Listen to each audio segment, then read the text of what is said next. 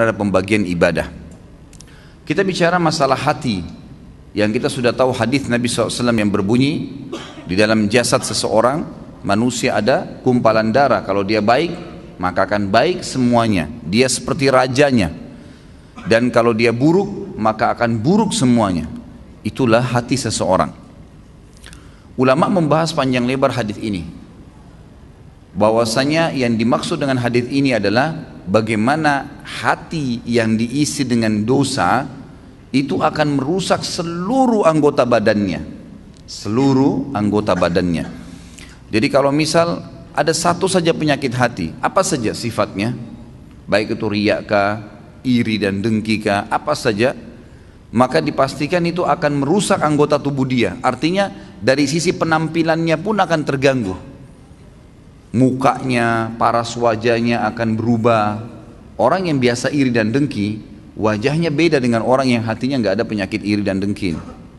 Beda. Memang ada cahaya-cahaya keimanan di situ di wajahnya. Tentu ini bahasanya besar kalau saya ingin bahas juga hubungkan dengan masalah ibadah.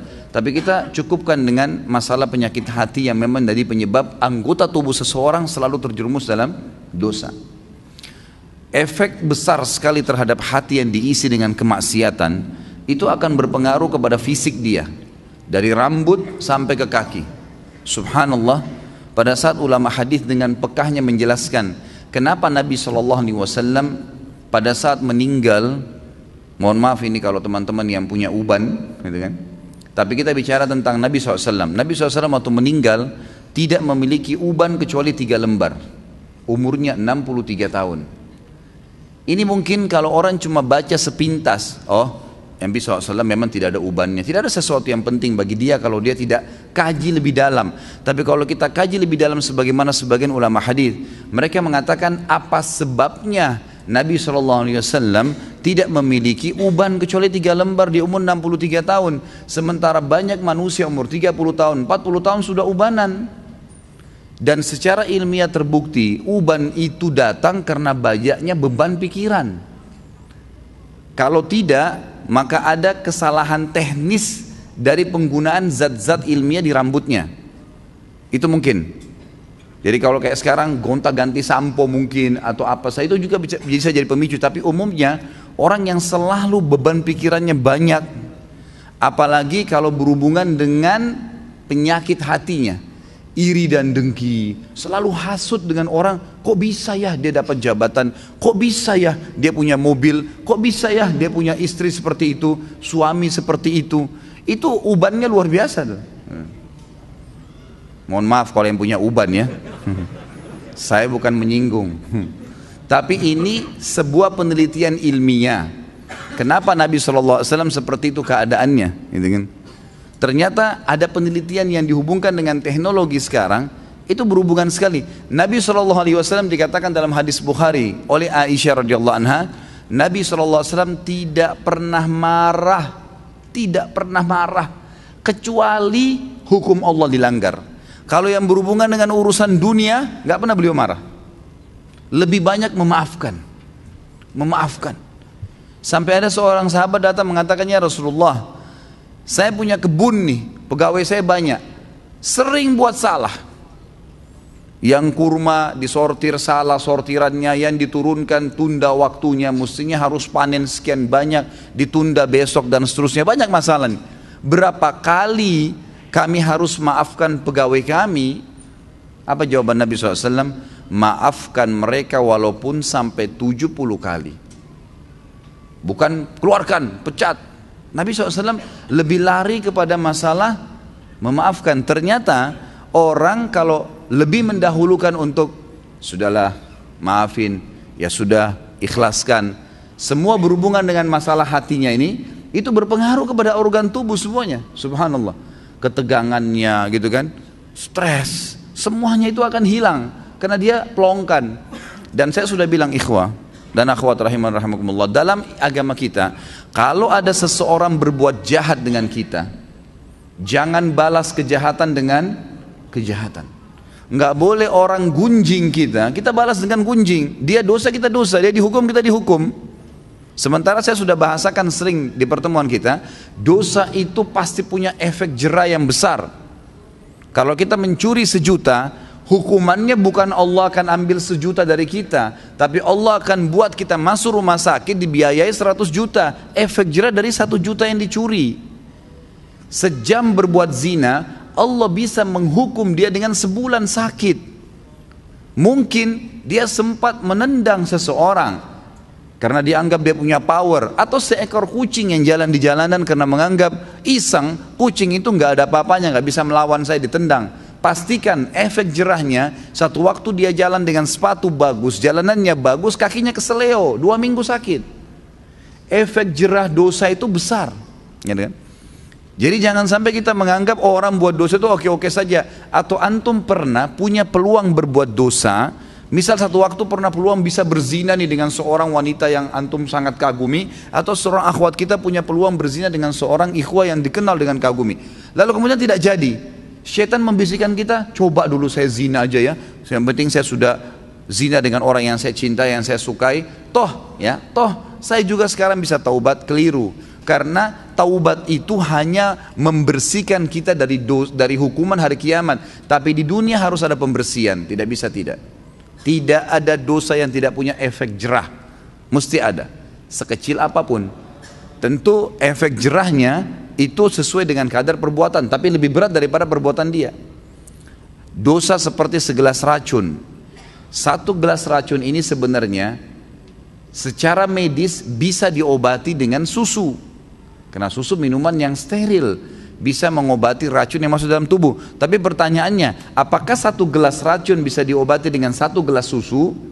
Jawabannya tidak mungkin.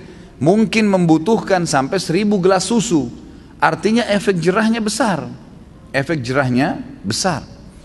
Maka kata kunci dalam hati seseorang.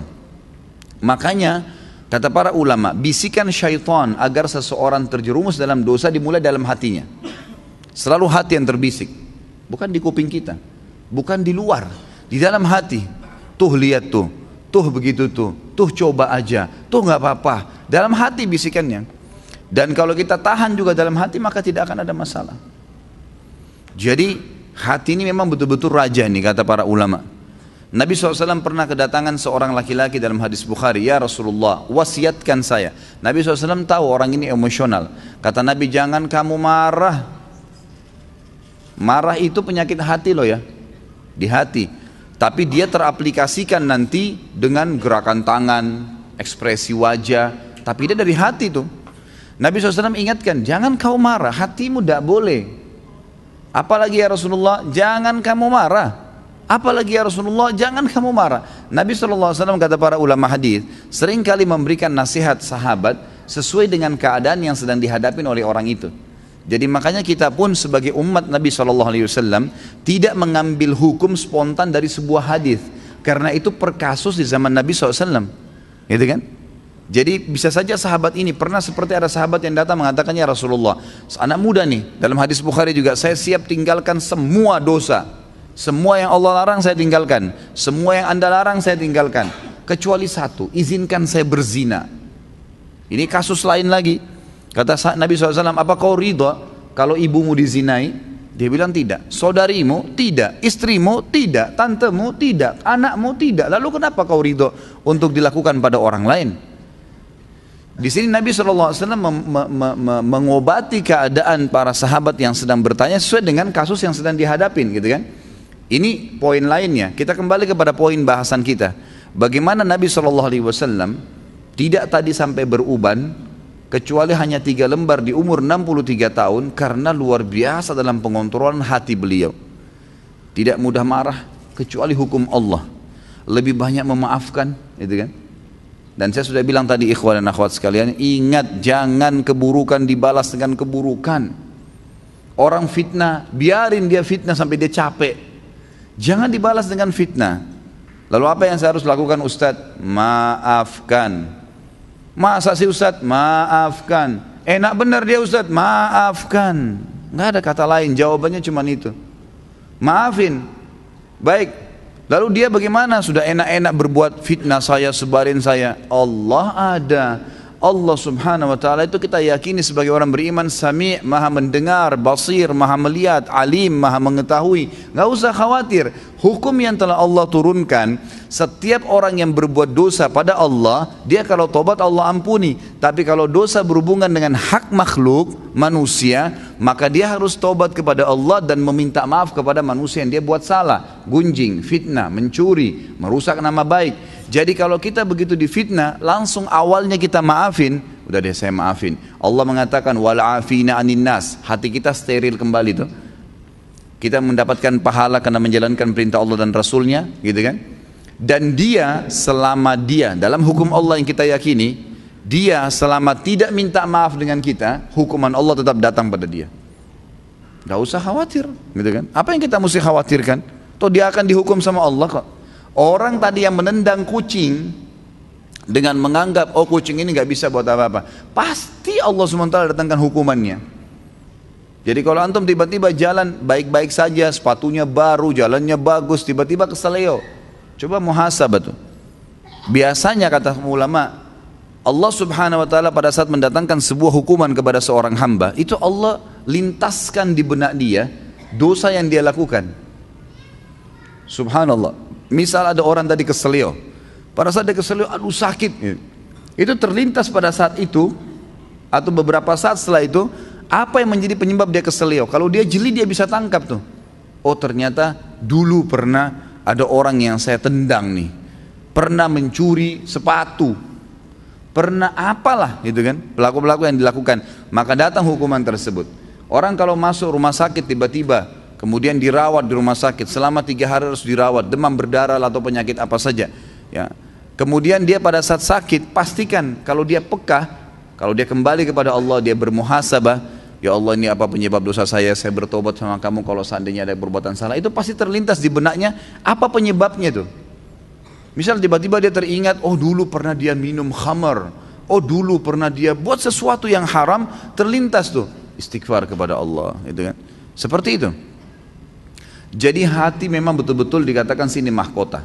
Dan saya lupa ya, saya tidak tahu apa saya pernah sampaikan di pertemuan lalu atau sebelumnya tentang masalah bagaimana hati itu, teman-teman sekalian, betul-betul harus disterilkan. Seperti sebuah ruangan yang steril sekali, hati itu.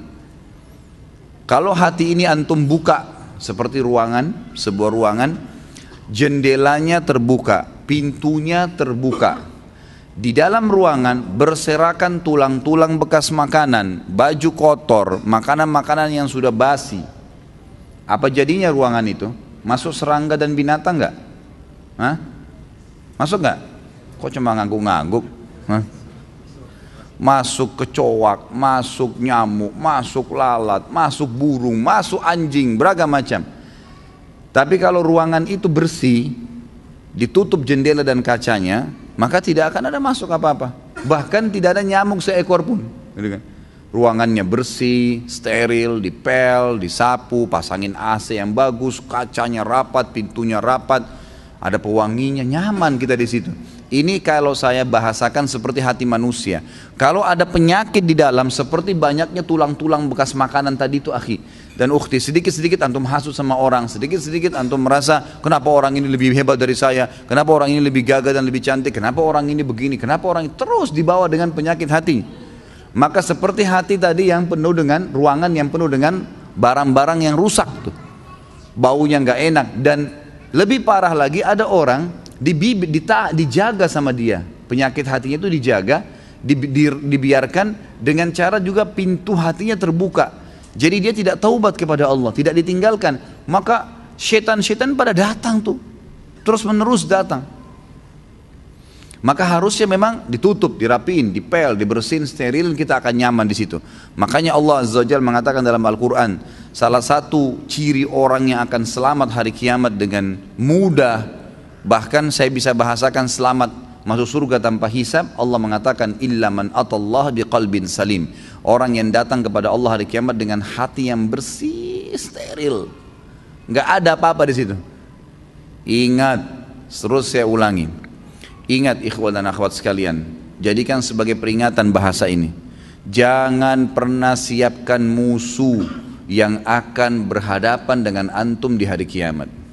Dan yang kedua, jangan pernah beratkan timbangan dosa kita. Itu dua hal antum jaga. Sibukkan diri, lawannya tuh, supaya punya teman yang bisa membantu memberikan syafaat hari kiamat tuh. Artinya berteman dengan orang-orang saleh, jangan orang-orang buruk. Jangan pernah punya masalah dengan orang lain. Sudahlah, gitu kan. Sangat luar biasa kita bersihkan hati itu. Dan juga yang kita sibukkan sehari-hari adalah amal soleh yang memberatkan timbangan amal soleh kita nanti hari kiamat. Jangan dosa yang justru bermasalah buat kita nanti di hari kiamat. Harusnya kita faham poin-poin seperti ini. Para ulama salaf dulu, mereka itu kalau berbicara ikhwah dan akhwat sekalian, mereka hanya mengucapkan kata-kata yang berbau nasihat, berzikir, membaca Al-Quran, atau menanyakan kabar orang lain. Berputar di 4 hal ini. Nggak ada yang lain. Nggak pernah gunjing, nggak pernah fitnah, nggak pernah menghina, nggak pernah kata kasar, nggak pernah. Kata Nabi SAW, laisal mu'minu bit-ta'ani walal la'an. Bukan sifatnya orang mukmin itu ta'an, suka mencaci maki orang, menuduh orang, menyalahkan orang lain, menghina dengan kata kasar dan seterusnya. Dan juga la'an, suka ya mendoakan keburukan bagi orang lain. Baik Ustaz, kalau ada orang kebetulan punya kelebihan di hadapan saya, jabatannya lebih bagus, fisiknya lebih sempurna, secara materi lebih mapan, lebih pintar, apa yang saya harus lakukan? Renungi hadis Nabi SAW yang berbunyi, manusia 4 tingkatan. Yang pertama, Allah berikan kepadanya ilmu dan harta. Luar biasa, sudah cerdas, gagah, pinter, gitu kan? Kemudian kaya raya. Dan kata Nabi SAW, dia habiskan keduanya di jalan Allah. Ilmunya diajarkan, kemudian juga hartanya diinfakkan. Datang golongan yang kedua, yang Allah berikan kepadanya harta. Maaf, diberikan ilmu tanpa harta. Berilmu, faham ilmu agama, tapi keadaan ekonominya biasa. Dia lihat orang yang punya kelebihan nih, apa yang dia lakukan? Dia mengatakan, ya Allah, kalau engkau memberikan kepadaku seperti kau berikan kepada dia, aku akan lakukan seperti dia atau bahkan lebih. Kata Nabi SAW, fahuma fi ajri sawa, dua-duanya akan sama pahalanya. Karena memang yang kedua ini nggak punya harta, maka dia hubungkan itu dengan tekad yang kuat, niat yang baik kepada Allah SWT. Kalau dia dikasih, dia akan lakukan. Allah dengan kemahaadilannya berikan. Si yang pertama nggak dizalimi, dia dapat semuanya. Tapi yang kedua diberikan kelebihan oleh Allah SWT karena tekadnya yang baik. Golongan ketiga, orang yang Allah berikan kepadanya harta tanpa ilmu, nggak ada ilmunya, kaya raya tapi luar biasa, cuma nggak tahu mana halal mana haram, nggak pernah tahu masalah urusan akhirat, ada surga dan neraka, nggak pernah berpikir kalau mati di alam barzah nanti akan ada masalah kalau dia banyak dosa. Diberikan, dihabiskan hartanya di jalan kemaksiatan kepada Allah, bangun diskotik, bar, sibuk dengan itu. Kemudian datang golongan keempat, ini yang luar biasa ya. Kejahilan yang luar biasa. Jangan jadi golongan ketiga aja, nggak boleh, apalagi golongan keempat. Orang yang tidak dikasih ilmu, nggak dikasih harta, miskin, ya kan gitu, dan juga tidak ada, bodoh, nggak ada ilmunya. Yang dia jadikan tolak ukur bukan golongan pertama sama kedua, tapi golongan ketiga. Orang kaya raya yang bangun hotel sana sini banyak kemaksiatannya, diskotik dan seterusnya. Orang-orang yang banyak tiap hari bermaksiat kepada Allah SWT, lalu dia bilang, kalau saya punya harta seperti dia, saya akan buat yang sama. Maka kata Nabi SAW, fahuma fi wazri sawa. Ini orang ini sama-sama dosanya. Rugi nggak kira-kira? Udah miskin di pinggir jalan, rumahnya sudah gubuk, nggak ada ilmunya, bodoh. Kemudian di sebelah gubuknya ada orang bangun hotel atau diskotik, keluar pakai mobil Mercy, tiap hari mabuk, berzina, gonta-ganti pasangan. Lalu dia bilang, coba saya kaya seperti dia, saya akan buat sama. Lalu kita yang di gubuk itu sudah susah hidupnya, dikasih dosa yang sama dengan dia, kita nggak lakukan, padahal tekadnya maunya seperti itu. Maka ini kata Nabi SAW, fahuma fi wazri sawa, ini sama dosanya. Jadi selalu jadi tolok ukur orang yang berprestasi dan baik. Allah berikan kebaikan-kebaikan padanya, lalu dia habiskan di jalan Allah. Yang kedua yang kita harus lakukan, berdoa kepada Allah Subhanahu. Tadi bertekad ya, yang pertama. Yang kedua kita berdoa. Saya bilang begini ikhwan dan akhwat sekalian, kalau ada orang yang Allah berikan kelebihan, apapun kelebihan yang kita tahu itu, ilmu kah, materi kah, ya, kelebihan fisik lah, apa saja. Maka saya bilang, misal ada teman saya Ustadz ganteng, ada teman saya cantik, ada teman saya pintar, ada teman saya kaya. Apa yang saya harus lakukan? Bertekad melakukan perbuatan seperti apa yang dia lakukan kalau positif di jalan Allah. Dia bersedekah, kita juga bertekad seperti itu. Dia lakukan apa saja, memang kita tidak punya kemampuan untuk melakukannya, maka kita tekadkan untuk itu, diniatkan dan dilakukan. Kalau betul-betul tekad ya, niat yang diikuti dengan tekad. Jadi kalau betul-betul ada harta memang dia akan keluarkan. Yang kedua, mendoakan dia, ini yang jadi saksi bahasan nih, memperbaiki hati kita. Mendoakan dia agar Allah tambahkan kelebihan itu. Ada orang gagah dan cantik, semoga ya Allah engkau berikan dia lebih baik daripada itu. Lebih sudah kaya, ya Allah berkahi rezekinya. Kalau dia sudah pintar, ya Allah berikan kepintaran tambahan. Loh kok bisa Ustaz? Dia udah kaya kok, dia udah gagah, dia udah cantik, dia udah pintar, ngapain saya doakan lagi?